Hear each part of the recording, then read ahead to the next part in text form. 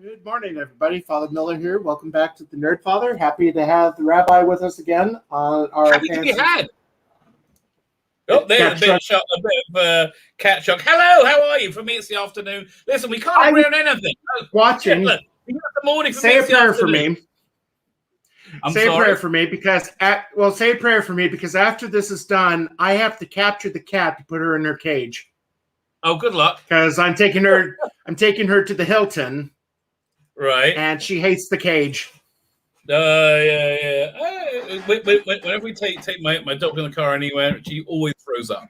Like always. And we desperately have to take her to the vet to cut her paws. Let me see. You see all these scratches I got from her recently? Because like she likes to play tug of war. So like she has this, my cat scratches. No, it's like because she has this thing, like she has like these different toys, these rags that she really likes, and she likes to grab it and have pull it with me. But she grabs it with her arms, and her nails are so long right now they will scratch me to pieces.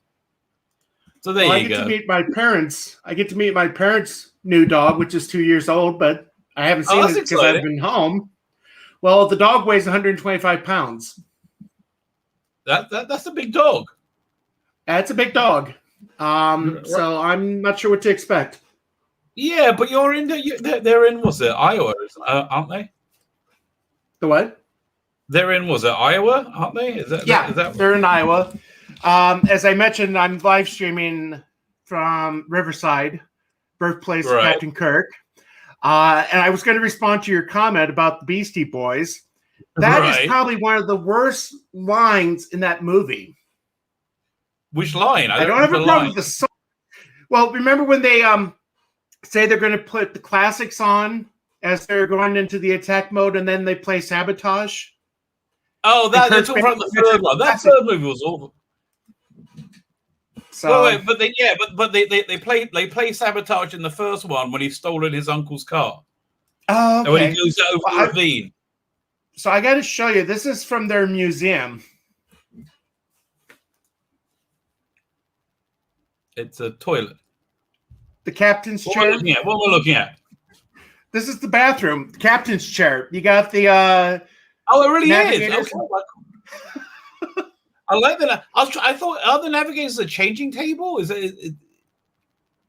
I don't know. It's cool. Just. So I'm going to go visit there. I'm going to go visit there Monday. Very excited. So wait, what's there? Well, they got a museum which opened since I left. So it's like a lot of props from Star Trek, from when Shatner visited back in the early 2000s. I don't really know what to expect because, like I said, I've never been there. But they put up a statue of Shatner or Kirk in the park. And then there is a bar which has a sign that's stating that this is where James Kirk was conceived. Okay. So I might live stream from there. Huh? Okay. I'm not sure how they know. Well, I mean, it hasn't happened yet. Well, yeah, exactly. I mean, like, what, another 300 years? Something like that. Let me see if I can find the other sign. Let's see. How are you enjoying Pride Month? I am not. Oh, man. I mean, it's not like the LBG community is that, quiet about anything when it's not crime, but it's like 24 everything. Well, I think I blocked about 23, 25 ads on Facebook that's Pride. And it's like I tweeted Facebook and, they're never going to respond. But, when Facebook gave you the option to remove something, offensive was one of the options. And it's not anymore. Right. Oh, really? Okay, because anything offensive can be right wing or like not left wing. So I did want to show this other sign. Let's have a look.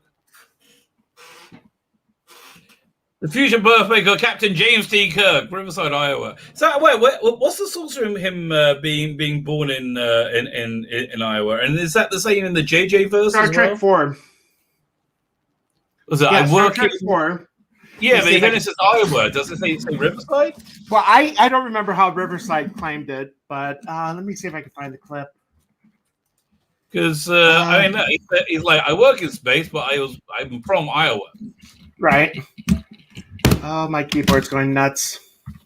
Although my computer crashed an hour ago, and I was going to use my laptop, but it just came back, like finished rebooting because I got all these big apps running. So it just finished rebooting like a minute before I was like contacted. Yeah, I forgot to send the link this morning. I'm just looking for it.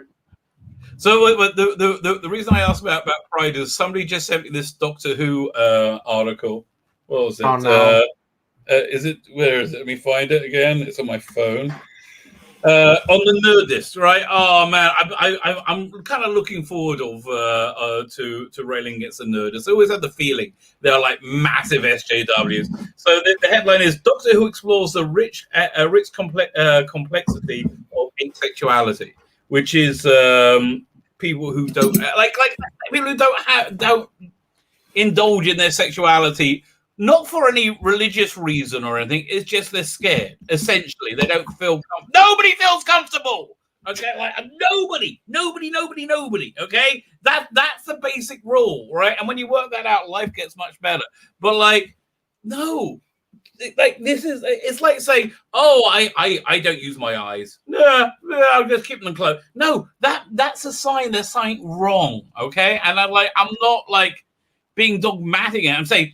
You need to get to a doctor, mate. Really? You need to get to a doctor. Well, when Doctor Who rebooted, you knew that I believe Moffat is an atheist. Right. And you kind of saw some of that creeping. You saw some of that kind of creeping in, even more with Torchwood. Well, that's what I didn't mind them doing with Torchwood, because I feel that Torchwood, they have their own thing. Right, which is fine. Okay, it's like, I'm just putting out a video about Russell T Davies was talking about how he always thought Luke Skywalker and Han Solo were a gay couple. Oh. And basically, it turns out after reading the article, it was like he would imagine that, basically. But I will say. I mean, the scene from New Earth where you got the same-sex, is it cat couple? Was it? No, it's one where they go underground, where the cars are underground.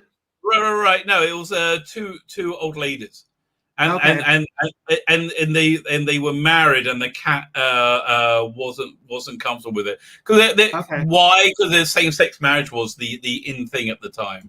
Well, but that's when it started creeping in, because then when they introduced Captain Jack, and I just watched The Empty Child again for the first time in I don't know how long, but, Jack would hit on anything that breathes. Right. And that was kind of the fun of him. That was kind of the fun part. It wasn't in your face. Right. Yeah, listen, I mean, I think the difference is Russell T Davies writes people as people, writes characters as people. People have sexuality. That's a normal part of being a person, and I think that's why it probably worked better than it does than today, because people, they just don't know how to be human beings. These weirdos. Well, it's part of the reason I don't care for Capaldi's last season, because of Bill. I don't like Bill. Honestly, if I develop an art of just tuning things out that are annoying. But the trouble is in 2021, it's just so all-encompassing. Like, have you seen Loki? No, I don't think I'm going to. Yeah, no. I mean, look, it's the best of the Phase 4 stuff that I've seen so far. Didn't like it. Yeah. But again, compare it to the rest of the Phase 4, and all his criticisms were pretty much were on the money. It's just, he feels much more attached to the character than I did, so I wasn't that upset. But like a big portion of it was like tearing him apart, making him look like a dummy. But also, and it's just going all the way through it. You have like this one like grizzled old, like very very tough cop that's like kind of a main character, that catches Loki in the beginning with ease. And you know, it's supposed to be played by, like, I don't know, Bruce Willis, Clint Eastwood. It's like a grizzle, and they have like a middle-aged black woman play her, and it's just like, it's stupid, it's silly, you know, it's like, you know, it's just silly. But you know, 2021, yeah, is it? But anyway, but the point was that Loki would have been a great show if it wasn't full of all this like 2021 insanity, gender fluid. Yeah, like, yeah, I have to tell you, for the vast majority of it here, what's that? Let me throw this thing up. I've been meaning to do another version of this, like a more realistic version. But let me show you.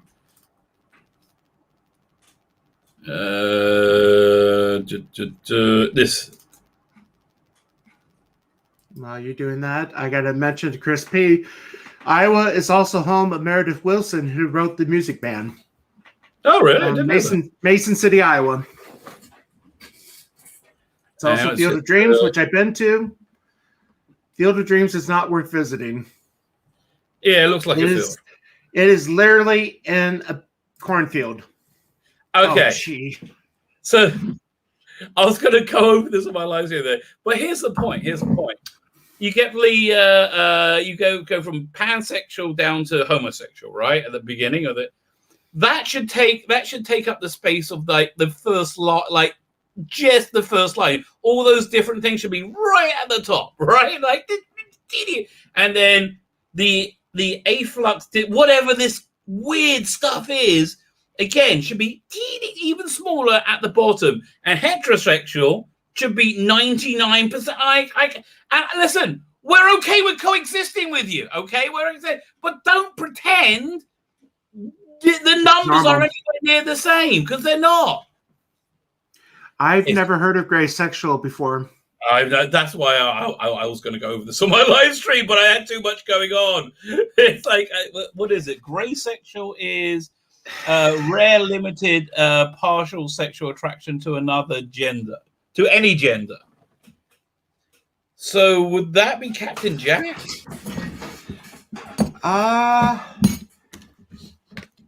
I don't know. I think he'd be pansexual. Pansexual at the top. Attention, attraction to any gender, does not play a primary role in their. Yeah, okay, that's him. He's pansexual or omnisexual. What's the difference? Wow, bloody hell! 1 second. Attraction to any gender can play a primary role in it. You know, it's when you try. Okay, God's quite clever. God is quite clever. And you know, I think working out the creation of reality was reasonably complicated, but God kind of had it down, right? When you try and redo this as a mortal person, this is the nonsense that you're going to come up with when you try and think things through. I mean, like, it's like all I want to say is, like, you don't need to believe in the same thing I believe. Just leave us alone. How about this? Just leave us alone with your no. We got to like scream it from the rooftops constantly. No, I get. Listen, I'm not that proud of being like, you know, heterosexual, and I quite enjoy that, right? You know, I'm not that proud of it. I'm like, okay, I am. Well, I got a Babylon Bee article video I think you might like. Yeah. Let me see if I can bring that. Do you notice how like derogatory the heterosexual is when it's like not LGBT, like faded? Ooh. Oh, those weirdos. Oh. Let's see. Here we go.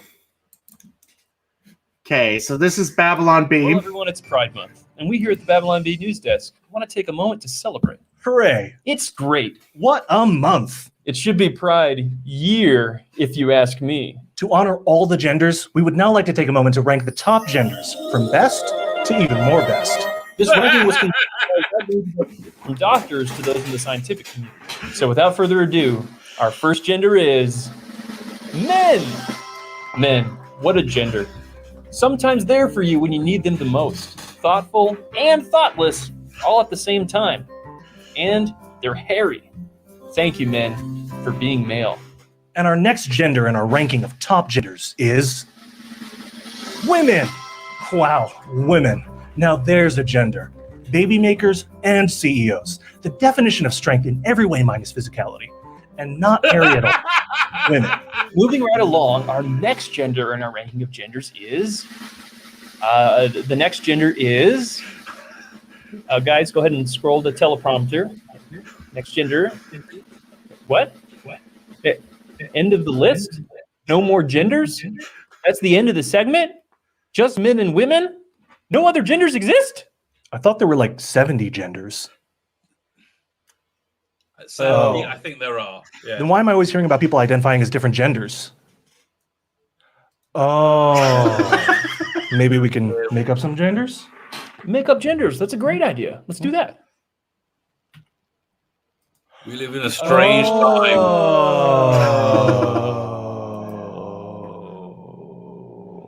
In other news, migrant cages will be bathed in rainbow colors in honor of Pride Month.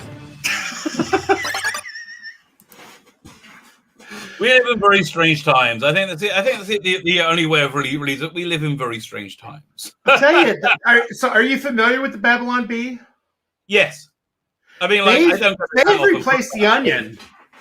Sorry? The Onion used to be fun to read. Now it's just I haven't read garbage.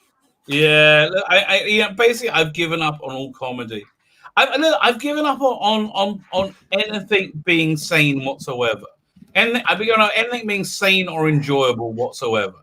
You know, I'm hoping the apocalypse comes after your vacation, but then we can get. Let's make it late August because I want to see Gary. Late August is doable because I don't think it's going down until whatever it is, September. But it'll happen by early September, right? Because that's when the new Jewish New Year. If anything happens to that would be my my. By the way, have you seen China's threatening nuclear war? Speaking of apocalypse, I hadn't heard that. Okay, so yeah, exactly. That's the thing. They keep all this quiet. So China has said they are enlarging their nuclear arsenal to face America because they are insisting on a probe into the origins of the pandemic, which clearly came out of what happened in Wuhan, which I thought we all knew, right? I thought we all just say, "Oh, it came from there," and we're just going to ignore it, right? No. So Fauci's emails came out about a week or so ago, and he's lying through his teeth like about last year or so. He knew full well it came from a lab in Wuhan, and so now they're saying we need to probe the beginning. And China literally came out and said no. Yeah. I tell you, this guy not popular. Although the funny thing is, Facebook threw a fact check thing on this one. Well, they will because Facebook is in collusion with the WHO and Fauci. I mean, that's what one of the things the emails showed up. Okay, Chris P. I was actually at Krypton Comics last week. I had to go on retreat. I made a trip up there. Came away with a few comics, not too many. I'm actually going to hit Walnut, Iowa, which is about a half hour outside of Omaha. It's a big antique store. Because one of the things I've been finding is a lot of comics at old antique stores. Really? That's interesting. Let me see if I can bring up the tweet. I tweeted Gary this image of why I go to the antique stores. So like in Omaha, I love going to the Brass Armadillo, which is basically a big flea market type thing. Right. Let me see. Almost there. Let's see. Are you getting was it Amelia Clark's new comic? No. I just finished doing a video on that as well. There we go. So this was at the Antique Mall in Omaha. Wow. And the other one was. So I mean, sometimes you'll find stuff like this. Cool. And at this mall, I picked up a number 5 Sergeant Fury. These two comics here, I picked up the From Beyond the Unknown. Right. And I gotta see if I could find the one that I showed Gary. Hold on. Okay. Let's see. I think it's number 27 or 17. Darn it. I'm just discovering the old horror comics from DC. Which ones? What? Like from Beyond the Unknown, Tales from the Crypt. Oh yeah, I love those ones. They're like the big 70s ones, right?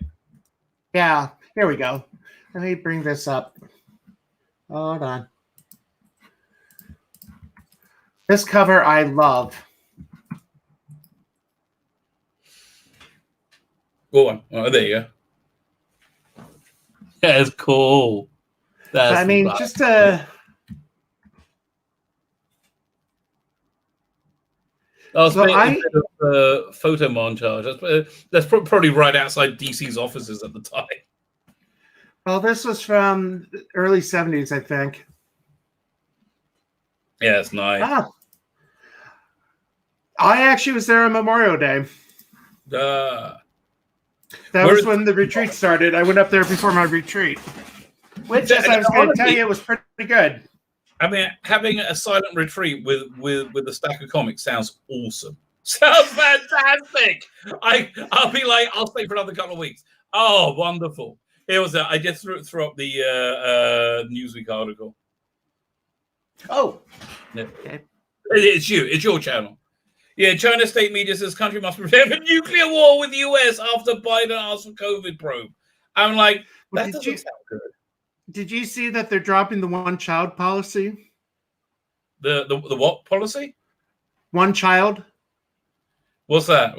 Which policy? Well, China, for longest time, China was afraid of overpopulation, so they limited everybody to only having one child, and because of that, now they own the world. I guess they don't have to be. Well, no, they don't have any girls. Sorry? They don't have any girls because they aborted all the girls because they wanted sons to support the family. Okay, well there you go. Well, there's going to be thankfully there's going to be a demographic crisis over there. A democratic crisis? Demographic birth rates. Crisis. The birth rates. Right. Yeah, I guess. Listen, I guess no one's doing well there. Yes, that's weird. It is weird. And also everyone's in Cornwall now. Like, have you ever been to Cornwall? Cornwall is essentially the Iowa of the UK. Okay, it's like it's not the center. It's let me see if I can play the song. And I think was it Merkel? I think Merkel's team has come down with Corona. Let's see. Oh, I'm just looking. Okay, here we go. I got this is a 40-second song. It won't probably get marked, and if it does, I'll just take it down. I mean, again, like a copyright claim, I'm fine with. Copyright strikes are bad news. Yeah, I mean, this guy isn't exactly as popular, but I remember hearing this song a few years ago. This is basically Iowa summed up. Iowa. Mississippi River. Davenport. Corn. What's that smell? Corn. Iowa City. Corn. Look, a tree. Corn. Corn. There's that smell again. Corn. Council Bluffs, Missouri River. Well, there you go. I think the church should buy that, right? Although there's tons of meat shortages and corn shortages everywhere. Iowa's probably going to be the place to be. Well, and yeah, I mean, the thing is, a lot of my parishioners are cattle farmers. So I mean, if there's a shortage, I'll just get some from them. Right, but it's wild. There's so many of these shortages happening because essentially you can't get cheap labor anymore because unemployment is paying the same amount. You can either be like get paid like $19 at McDonald's or $16 for doing nothing. And people are like, I guess I'll do nothing then. That being the case. Let's see. I'm just trying to find the other thing that basically stretched out. One of the things we would say is that there isn't a shortage, and there was a graphic that I shared that kind of explains why. Let me just see. Hold on. Why isn't there a shortage if there's like? Well, it's basically the meat packers, the meat package. There we go. Here we go. Hold on. Yeah. Okay, so. Okay. So it's the baked meat processing plants that are closed. So as it says, right. Contact a local farmer, buy a cow, take it to the butcher. There you go. So you support the local business. Was this on your feed? Because I saw this yesterday. Yeah. That was on. But it's so bizarre that like this is what you do in like a weird post-apocalyptic future. It's really weird. A weird time.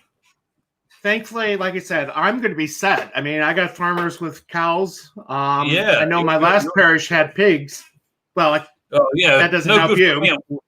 So good for you. I have to tell you, every time you eat bacon, you should say a special blessing. Bacon is the greatest thing ever. Well, I'll tell you, last Friday after the retreat was done, I had to get the blood checked to make sure I haven't screwed my body up with keto, because I can't tell you how much pork I ate over the last 8 months. Cholesterol's perfect. Really? There you go. Everything was good, so I'm happy. I know. Even if it wasn't, I think it's worth it in the long run. You can put bacon with that. You can put bacon in an apple pie crust, and it makes it better. Bacon makes everything better. It's quite incredible. There was I probably shouldn't try it. I don't know if I should mention it, but I went to a thing called Bacon Fest a few years ago. Tell me about it was basically I want to know more. It was a 3-hour all-you-can-eat bacon thing. There's like 22 different types of bacon foods there. Mm-hmm. I don't think I got to sleep till 3 a.m. because of all the sodium. Again, I figure it's like most Jews are lactose intolerant, and we go like, yeah, okay. I guess that's what's going to happen to us then. We're not giving up ice cream. Well, hopefully in heaven you'll get to eat bacon. One would hope. But yeah, what can I say? We have there are a reasonably good facsimiles, but nothing as good as bacon. Bacon is great. Bacon is just so good. Except nothing less. I would agree with you. I would absolutely agree with you there. Let me ask you a question. I was doing some reading up on because it's a solar eclipse. Is it today or yesterday? Really? So I was doing some reading up on what eclipses are in like Jewish philosophy. Is there anything in philosophy about it? There's debate whether there was a solar eclipse at the moment of the crucifixion, because we're told that the skies went dark when Jesus died. Right. But like, do you have anything that talks about like the meaning of because I found a few things, because it ties into a bunch of things. It ties that today is the first day of the Jewish month of Tammuz, which is the beginning of not a great time, not a great time for the world. It's just like when bad stuff happens, it's normally everyone would say that's not true. Well, Biden is meeting with Putin. Oh God, really? I'm going to tell him. Talking about bad times. Yeah, like really, I think Putin is so not afraid. I mean, he might stop laughing for a couple of minutes to listen to. I can't remember his name. Humor the old man. Yeah, I mean, like for God's sake, this is a former colonel in the KGB against Biden, who gets foxed by a flight of stairs. You know, it's. But I think people are kind of getting. I know. I think people are starting to see how terrible things are. It's going to be fun.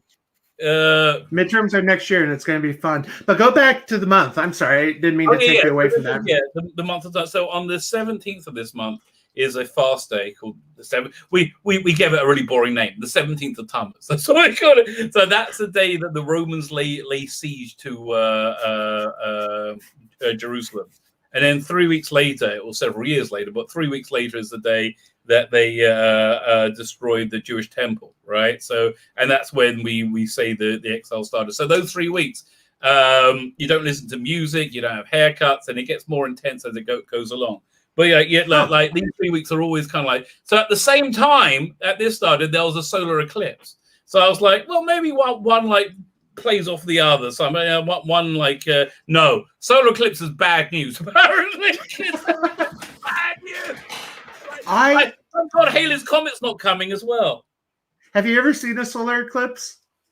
The what? Have you ever seen one? Oh yeah, I saw my first one 3 years ago. Yeah, I mean they're not as cool as in real life. I mean, they're not as cool as in TV. We were right near the total eclipse, and we drove a little bit further to get the full total eclipse. I mean, basically staring right at the sun. Right. Well, but when we did, we had to do it through like a fog glass thing, so we didn't go blind. Right, I remember Trump looking up at it. Right. I tell you, I miss Trump. He just made me laugh. Right. Do you remember that solar eclipse? And everybody had the sunglasses on. He was like, "No, I'm just going to look at it." I mean, that's just Trump. Yeah, sure. Yeah. So my mug came in. Oh, well done. I'm so glad I got a subscription for that. Because like when he was taken off, about a couple of weeks ago? 3 weeks ago. That's the time I got my subscription because I'm like, no, I just want. Although listening to it on Blaze is much choppier than listening on YouTube. YouTube streams things beautifully. I really haven't had much trouble. I mean, when they don't have the streaming problems at the beginning, once they get that figured out, then I have no trouble on the Blaze. It's okay. I mean, for me, it pauses every now and again. So I was going to ask you, what do you have any special plans for vacation when you go home? Like I said, just seeing the parents, seeing hopefully my brother and sister. My nephew turns 21 next month, so I'm hoping to give him some money to buy his first legal beer. I don't know if he's had it already or not, but knowing the kids these days. Listen, he might use the beer to help him come down from like the crystal meth or the heroin or whatever. No. My nephew's a good kid. He actually just graduated from electrical college with a 4.0. That's very good. I don't know what a 4.0 means. It's basically the highest grade point average. Oh, very good. In other words, basically all A's. Yeah, electoral college is going to stand him in pretty darn good stead, better than pretty much any university. Yeah, he's always been into electronics, so I mean, it was a 2-year program. Basically, not much college debt. All right, very good. And how long are you there for? So, it's a 2-day drive, you said? Well, I could do it in 1 day, but I'm going to break it up in 2 because I want to hit that antique mall that I was mentioning about. And I'm going to do the Friday stream this afternoon. So if I get on the road by 9:30, I would say I can make it there in time. Okay. And then in the morning, I'll hit the antiques on the way back. Right. So, what's that? So how far a drive will it be after then? Another 4 hours. Ugh. Yeah, what can you do? But the thing is, I was telling somebody when I went to seminary in Philadelphia from Iowa, it was about a 23-hour drive, and I could do that in 2 days. Now, driving 4 hours is a pain. Well, listen, what a drag it is getting old. I think it's I think the answer. It's like, I think everything that was easy is now hard. That's basically the rule of age. Speaking of drag getting old, I should see if I could find some of Mother's Little Helpers. Well, is that permissible? Yeah, No. A good glass of scotch would be Father's Little Helper. well, that will do the trick. But never mix the two. Never mix the two. No. Always about it. So when do you? So you're there for how long? I'm trying to debate for sure because my parents. I'm going to be staying on the farm, Right. and I probably will go nuts after a week being home. All Just right. because it's not near any big towns or anything. Not that I'm near any big towns right now. I was going to say you're pretty remote where you are right now. Yeah, I mean it's not much different from where I'm at now, but at least where I'm at home, I'm about a 10-15 minute drive from Best Buy. Where out here, I'm about a 2.5 hour drive. Okay, not bad, not bad. So what's that? I don't know. I'm going to try to do a lot of golfing when I'm home. Right. And just see friends I haven't seen in 2 years. No, hey, I was going to say, I forgot to tell you my thing about Thomas coming in. Also, it's this is we serialize the Old Testament, and we do like it's called a parsha. We do a portion of it each week. This week is a week where it yeah. Remember, was it you was talking about? We have this like Jewish letter called a nun, which looks like a parenthesis, and in the Torah scroll in the Bible scroll. I think that 2 weeks ago you have like this one sentence two sentences that between these like inverted letters, so that's kind of like a changing with energy going into this time. But once we're in this time, which we are right now, it's all parshas where bad things happen. Like so, last week the portion was Shlach, which talks about the spies going into Israel. Right, they basically there's a time jump in the Bible. You have it goes there's a 40-year jump where everybody died. Basically, the entire generation. Are you talking Joshua and the spies? No. Well, yeah, exactly. That's the one. Because that was actually that was something I had to read the other day. Oh, really? Yeah, talking about Rahab the harlot, I think it was. Oh yeah, no, see, Joshua was all about conquering the land, and that's what the crime. But this was in the Old Testament. It's in Numbers. It's about a third of the way through, where God tells Moses to select 12 people and send them in to go and check out this place, Israel, which he's picked out for you. So the people. Oh yeah. Yeah, they go in, and everybody apart from two people, Joshua and Caleb, everybody says, "Listen, the land's great, but the people there are huge. They're going to kill us. They're going to kill." And Joshua goes, "We're like mere grasshoppers." Yeah, exactly. And because of that, the Israelites then, the Jews then were sentenced to spend the rest of their lives in the deserts, 40 years in the desert. It tells you the infinite patience of God, because how many times did they grumble? Let alone the golden calf. Well, yeah, listen, it's the golden calf I think is the most understandable one, which is the weirdest one, because you have to get into like the symbolism of time. But the central mistake with the golden calf was timing. You know, I keep saying it's happening by then, that's always wrong, and you always take it with a pinch of salt, right? I never say this is the date, right? Because oftentimes it's not. Just about every time it's not. But it was. That's the first thing, and the second thing is the only reason anybody comes up with any alternative philosophy other than Judeo-Christian morality is to have sex. It's to have sex, which is essentially what the golden calf was, a bit of an Egyptian orgy type situation. So So that when they said they say they're parching, and then one of the commentators comes along and says, "Yeah, parching, baby, they're parching." Well, I wanted to ask, what exactly do you do for fasting? Don't eat. Well, it depends on the fast. You don't eat anything. Yeah, no. It's not. Okay. some fasts start with sunrise. Most fasts start with sunrise. So about 4 or 5 in the morning, right? So you can eat before Because then. in Catholicism, we fast on Ash Wednesday and Good Friday, and for Right. us, we are limited to one main meal and 2 smaller meals that don't equal the main. So Okay. we can drink water during the day, but we're not supposed to eat between meals. So that's why I was asking what you do for fasting.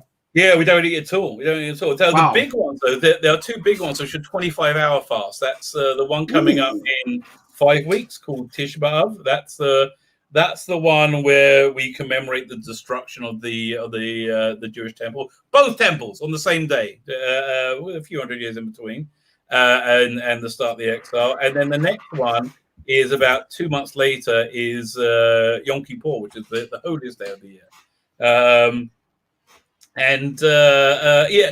Oh man, I'm doing I do this thing called Daf Yomi, which is there's a thing called the Talmud. Hey, you know what? Is there anyone I can show you a page? Well, I can't think where to go. There's a thing called the Talmud. If you do a page of it a day, it takes you 7.5 years. It's the one of the most central codifications of Jewish law. We've been talking about right now. It's a tractate called Yoma, which talks about Yom Kippur, but talks very much about the temple service. And there's so many weird things there. But the bit we've been on right now is called the Azazel, which is, what do you call that in English? The scapegoat, maybe. Oh, okay. Okay, so what it was, you everything is very sacrificial. So you get 2 goats, and they got to be like identical. It got to be as similar. And one is used for the most holy sacrifice in the year, which is in the temple on the Day of Atonement. The other one is led out to a valley, a cliff outside of Jerusalem. And the person who leads him, there are like 4 or 5 places stop where there's food for him, even though he's not. And because there's food for him, that's why he doesn't. It's not hard. It's easy not to eat because he knows he can if he wants to. So he normally doesn't. And that And that goat is sacrificing. Normally the sacrifices are done in a way that are completely painless. This one is thrown over the cliff, and it's so high the thing falls apart before it hits the ground. Right. So is this funky thing that they're talking about? They're saying it's essentially a sacrifice to Satan, and they say, well, why are you making sacrifice to Satan? He's the bad guy, right? He's the bad guy. And the answer is because when the Satan overcomes you and you do sin, right? At some point, hopefully, you're going to get your wits about you again, and you're going to regret your sin, and you're going to want to you're going to want to repent, and you're going to want to come to come close to God. Once you've done that, your connection to God is much closer.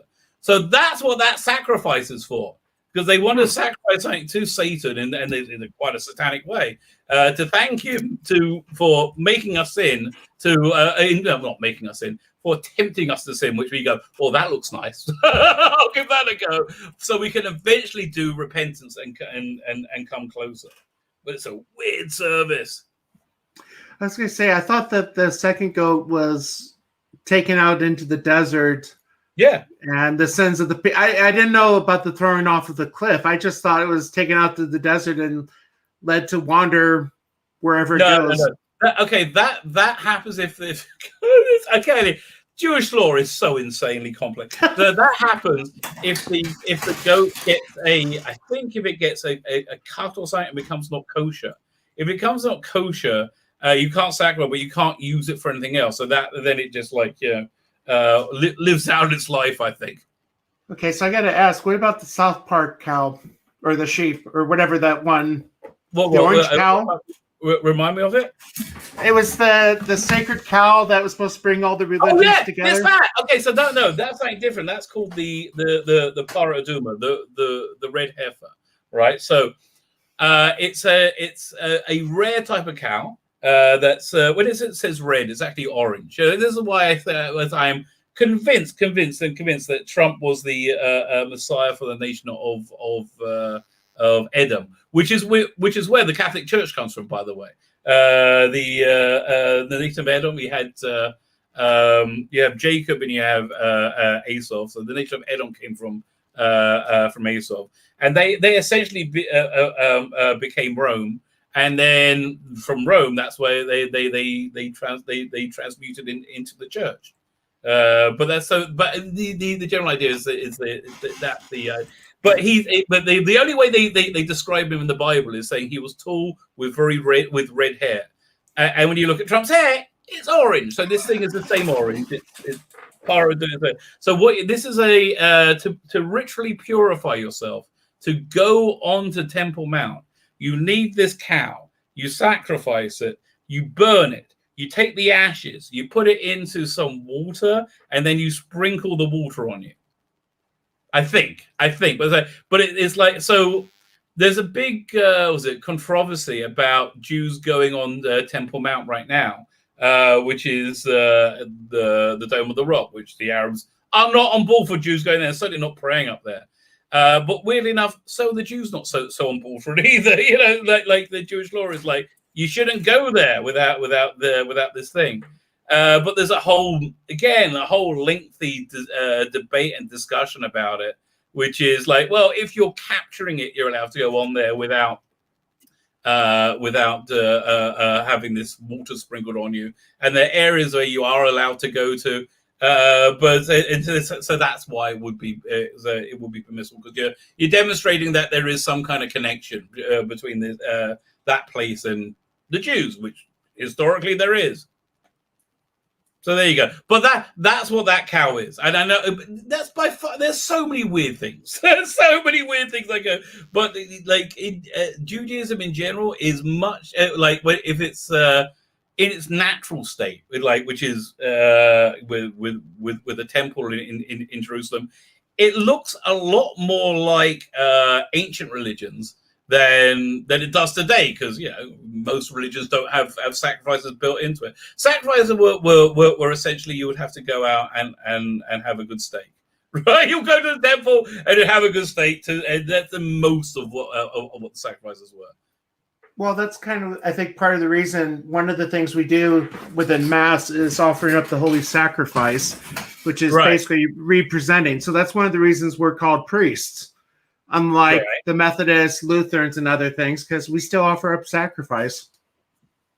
Okay. Yeah, I get it. Yeah, I hear it. I totally hear it. Anyway, so I was going to say, so last week the portion was Shlach, which was all about us.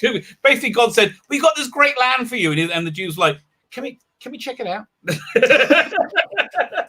It's like, yes, if you want. And anyway, so that this week there is, what's it called again? This week is Korach, which I really like. This one, Korach, is about a rebellion against Moses in the desert.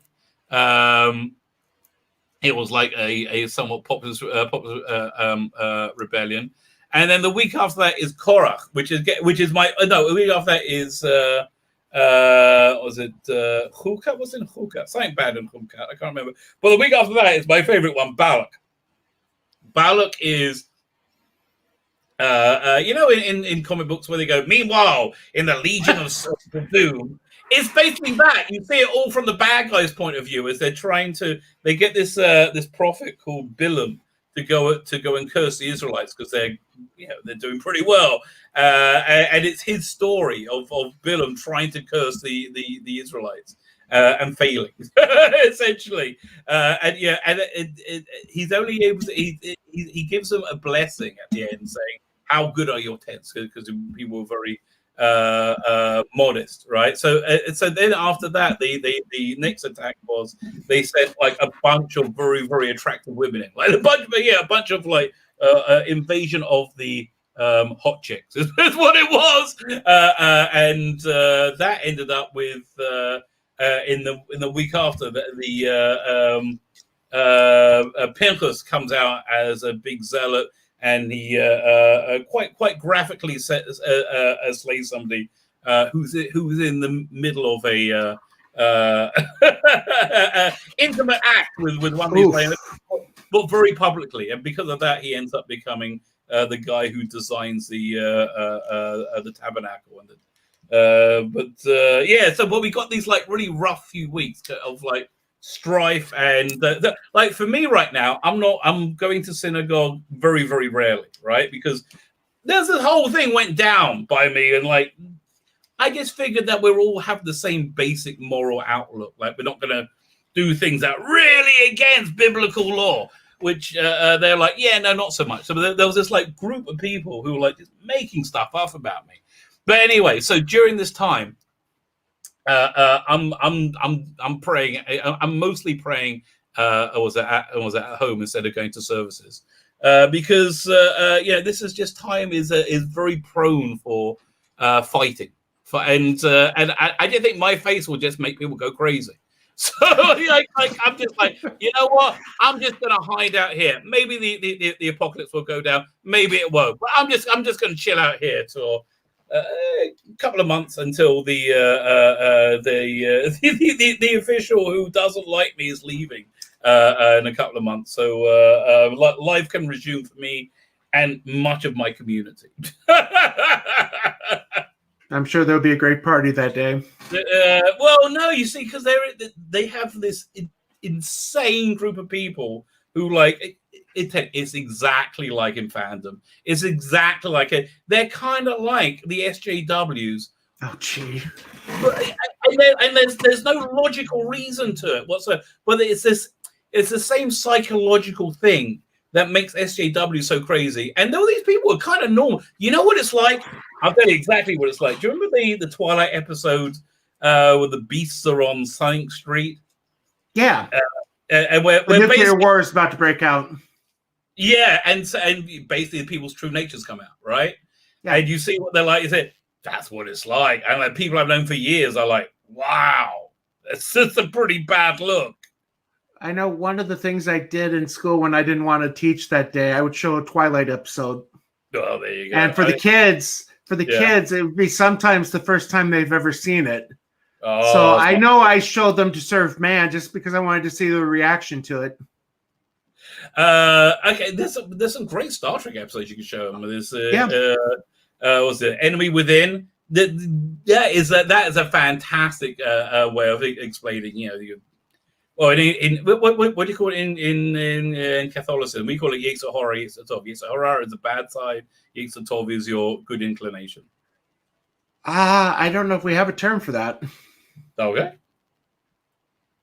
I mean, maybe bad side or? Well, id is what they call it in psychology. Ego and superego. Oh, okay. What is the word? I mean, there's a word we use called concupiscence, which is why we are drawn towards the things we know we shouldn't be drawn to. And the way I basically describe it is like when the swimsuit edition comes out. Yeah.